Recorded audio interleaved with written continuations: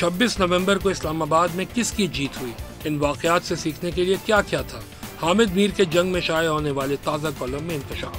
Senior صحافی حامد میر نے لکھا ہے کہ انہوں نے 26 نومبر کو دن کی روشنی میں عوامی ہجوم کے سامنے ریاست کی طاقت اور تمکنت کو بے بس اور فرار ہوتے دیکھا۔ پھر رات گئے اسلام آباد کے ریڈ زون میں سب روشنیاں بجھا دی گئیں اور ریاست نے اپنی طاقت کا اندھا دھند استعمال کیا۔ اس اندھیرے میں ریاست نے اس تمکنت کو بحال کیا جسے دن کی روشنی میں چھین لیا گیا تھا۔ اس رات اسلامی جمہوریہ پاکستان کے دارالحکومت میں 2 سیاسی جماعتیں نہیں بلکہ وفاقی حکومت اور صوبہ خیبر پختونخوا کی حکومت آمنے سامنے کھڑی تھی۔ اس دن کے واقعات سے صرف ایک فریق کو نہیں بلکہ دونوں فریقین کو سبق سیکھنے کی ضرورت ہے۔ وفاقی وزراء نے رات کے اندھیرے میں کریک ڈاؤن کے ذریعے تحریک انصاف والوں کو اسلام آباد سے بھگا کر اگلے دن اپنی فتح کا اعلان کیا۔ ساتھ ہی وزیر اعلیٰ خیبر پختونخوا علی امین گنڈاپور کو بھگوڑا قرار دیا۔ تحریک انصاف کے قائدین نے کہا کہ ڈائریکٹ فائرنگ کی وجہ سے احتجاج ختم کرنے کا اعلان کیا۔ حامد میر نے لکھا کہ اس دن نہ تو وفاق نے صوبے پر فتح پائی اور نہ ہی تحریک انصاف کے کارکنان پارٹی قیادت کے کہنے پر اسلام آباد سے واپس گئے۔ انہوں نے لکھا کہ ہمیں یہ ماننا پڑے گا کہ بطور ریاست اور بطور قوم یہ ہم سب کی شکست کا دن تھا۔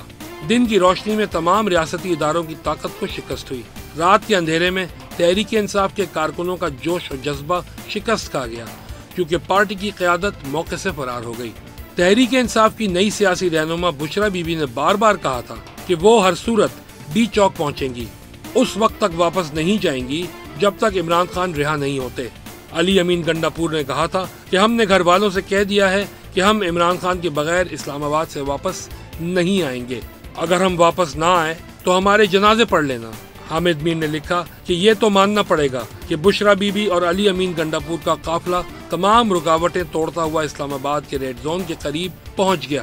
جن وفاقی وزراء نے دعویٰ کیا تھا کہ تحریک انصاف والوں کو کسی صورت اسلام آباد نہیں آنے دیں گے، وہ سب 26 نومبر کی دوپہر کو حیران رہ گئے جب تحریک انصاف والے ڈی چوک میں پہنچے اور وہاں کنٹینرز پر چڑھ کر اپنے جھنڈے لہرائے۔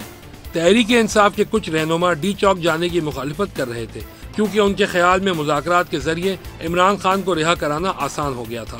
کافی دیر تک تحریک انصاف کا کوئی رہنما ڈی چوک نہیں آیا بلکہ صاحبان چائنا چوک آ کر رک جاتے تھے۔ کارکن اپنے رہنماؤں سے لڑتے رہے کہ آگے بڑھو۔ رہنماؤں کا خیال تھا کہ اگر سیکیورٹی فورسز نے ان پر فائرنگ شروع کر دی تو لاشیں گریں گی۔ اس دوران واقعی فائرنگ اور آنسو گیس کی شیلنگ شروع ہو گئی۔ کارکنوں نے مزاحمت کی لیکن پھر پیچھے ہٹنے لگے۔ مغرب تک ڈی چوک کو مظاہرین سے خالی کرا لیا گیا۔ پھر چائنا چوک پر موجود ہجوم کے خلاف کریک ڈاؤن کے لیے اندھیرے کا سہارا لیا گیا۔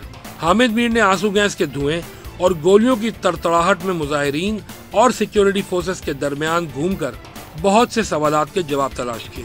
اہم ترین سوال یہ تھا کہ تحریک انصاف کا قافلہ اسلام آباد کے اندر کیسے آ گیا۔ کارکنوں کا کہنا تھا کہ وہ 2 دن کی مزاحمت سے رکاوٹیں ہٹا کر یہاں پہنچے۔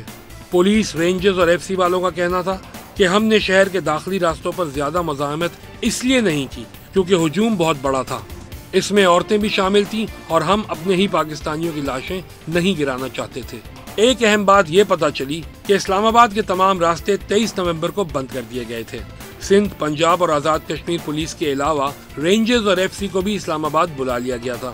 دوسرے صوبوں سے بلائے گئے پولیس کے ہزاروں جوانوں کو رات سونے کے لیے ٹینٹ لگا کر دیے گئے لیکن ان کے کھانے پینے کا مناسب انتظام نہیں ہوا تھا۔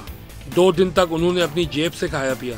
اسلام آباد مہنگا بھی ہے اس لیے اکثر پولیس والوں کے پیسے ختم ہو گئے۔ جب ان حالات کا علم صدر آصف علی زرداری کو ہوا تو انہوں نے سندھ کے وزیر داخلہ کو ہدایت کی کہ اگر اسلام آباد پولیس آپ کے جوانوں کا خیال نہیں رکھ سکتی تو ان کے کھانے پینے کا بندوبست آپ خود کریں۔